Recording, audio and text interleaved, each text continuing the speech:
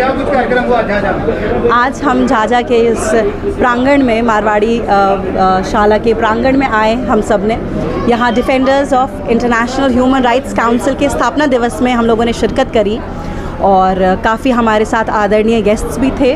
और आज हम सब मिल कर के हम लोगों ने मानवाधिकार के ऊपर बात करी और किस तरीके से ये काउंसिल और अन्य NGOs मिल कर के हमारे ह्यूमन राइट्स को प्रोटेक्ट करते हैं, लोगों में अवेयरनेस फैलाते हैं और किस तरीके से हम आगे काम करें, उसके बारे में हम लोगों ने परिचर्चा की है। कहने का मैम, आज आए दिन मानव अधिकारों का हनन होता है, डिफेंडर तो अब कहाँ खड़ा रहे जी, इस तरह मानव अधिकार के कहने का अभी भी हनन होता है मैडम जी। तो ये जो डिफेंडर तो कहाँ खड़ा रहेगा मैडम? देखिए जी, मैंने बहुत क्लोजली इनके साथ काम किया है। मैं मानती हूँ कि आज आए दिन कहीं ना कहीं हर रूप में हमारे ह्यूमन राइट्स को क्रश किया जाता है, उसका हनन किया जाता है।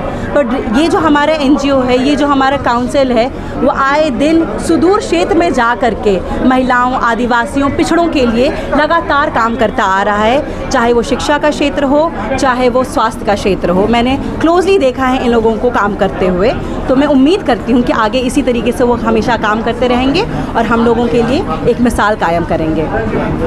डॉक्टर साहब, क्या कुछ हो रहा है? सबसे पहले मैं जिस तरह से मैं अपने प्रदेश अध्यक्ष के नाते मैं आपका अभिनंदन करता हूं, आप सभी चैनलों का। और आज ग्रैंड सक्सेस हुआ हमारा ये कन्वेंशन सेंटर या हमारा जो आज कॉन्फ्रेंस थी।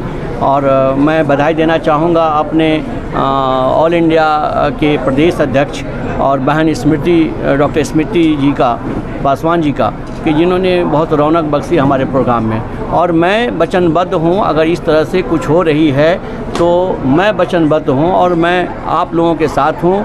मैं उन लोगों के साथ हूँ कि जो दलित गरीब लोग हैं, जिनको न्याय की गुहार है, मैं अपने तन मन धन के साथ उसके साथ हूँ। और मैं उम्मीद करूँगा कि अपने ऑल इंडिया लेवल पर इस बात को रखेंगे अपने एज ए प्रदेश अध्यक्ष के नाते। देखिए सर, किस तरह से पूरे देश में आपका संगठन काम कर रहा है, कितने हित हुए हैं लोगों को, क्या कुछ होगा आगे? सबसे पहले मैं आप सभी का धन्यवाद। आप भारत के चौथे स्तंभ हैं। आप लोग जिस तरह समाज में कुरीतियों को लोगों तक पहुंचाने का प्रयास करते हैं, उसके लिए आप सभी को बहुत बहुत धन्यवाद। Defender of international human right council अपने ज़मीनी स्तर से पूरे ईमानदारी, निष्ठापूर्वक मानव के संरक्षण, उनके अधिकार के लिए पूरे भारत में काम कर रही है। और इसका जीता जागता उदाहरण है कि हम लोगों को ज़मीनी स्तर से उनको निजात दिलाने के लिए हर सक्षम प्रयास करते हैं। उसके आड़े अगर प्रशासन, राजनीतिक दल या दबंग कोई भी आते हैं, उनका हम लोग विरोध करते हैं और उनका अधिकार दिलाने के लिए हर पल सक्षम और खड़ा रहेंगे। सर, कहीं न कहीं पत्रकारों के ऊपर झूठे आरोप लगाकर केस कर दिया जाता है ह्यूमन राइट्स के द्वारा। सरकार भी क्या एक ह्यूमन है, उसको भी मानवाधिकार उसके साथ। जी देखिए, सबसे पहले हमें समझना जरूरी है कि मानवाधिकार सभी इंसान के लिए अपना अधिकार है। जिस तरह हमें जीने, खाने, पीने, पारिवारिक जीवन निभाने का अधिकार है, उस तरह मीडिया आप सबका भी है। जो भी आरोप आते हैं, हमें प्रत्यक्ष रूप से उसकी जांच पड़ताल होनी चाहिए।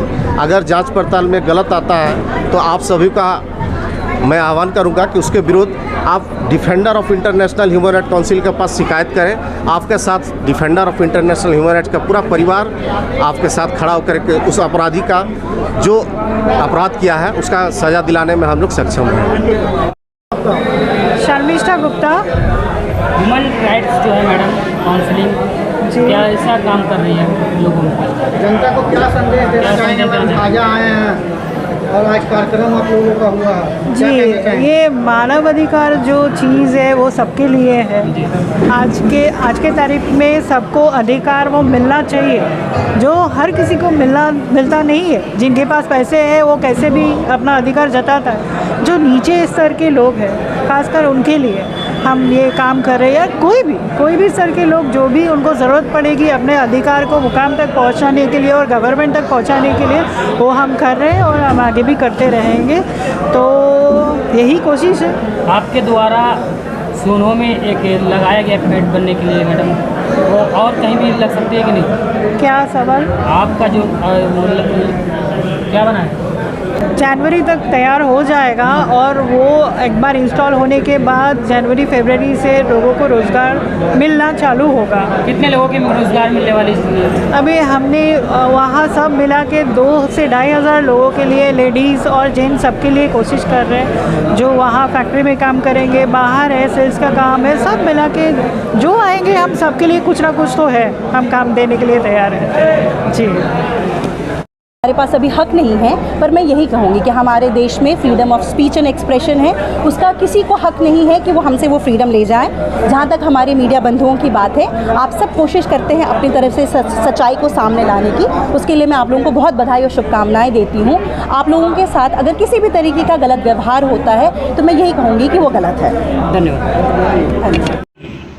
तो इसलिए हमारा एमपी काम करने वाला हो, वैसे लोग एमपी को ही हम अगला लोकसभा में जिताने का काम करेंगे। इन्हीं शब्दों के साथ आप तमाम साथियों को मेरा प्रणाम, सलाम और जय हिंद। आप लोग आलस में होंगे, लेकिन इतना प्रिय विकास क्रम है कि छोड़े बन नहीं रहा है। आज जम्मू जिला में ऐतिहासिक बात, एक जमाना था 1972 में मैं जम्मू कॉलेज में फिजिक्स में लेक्चरर में बहाल हुआ था और एक स्मृति जी से प्राइवेट स्कूल एसोसिएशन जो मनोज बाबू और लक्ष्मण बाबू का क्रिएशन है, उसे में इनसे मुलाकात हुई। विडम्बना है, वक्त बदलता गया, हम तमाम लोग जुड़ते गए, एक दूसरे से बिछड़ते गए। समझा है, इन्हीं शब्दों में मैं इनका हार्दिक अभिनंदन करूं, आशीर्वाद दूं या क्या करूं ये तो आप बताएं। आज इनके पिता भी उपस्थित हैं। चेहरा से नहीं, विचार से किसी का अनुपालन किया जाता है। आज देश को जरूरत है defender of international human right council. मैं नाम पहली बार सुन रहा हूँ। डिफेंडर का मतलब होता है रक्षक। इंटरनेशनल ह्यूमन राइट तो मैं सुना था,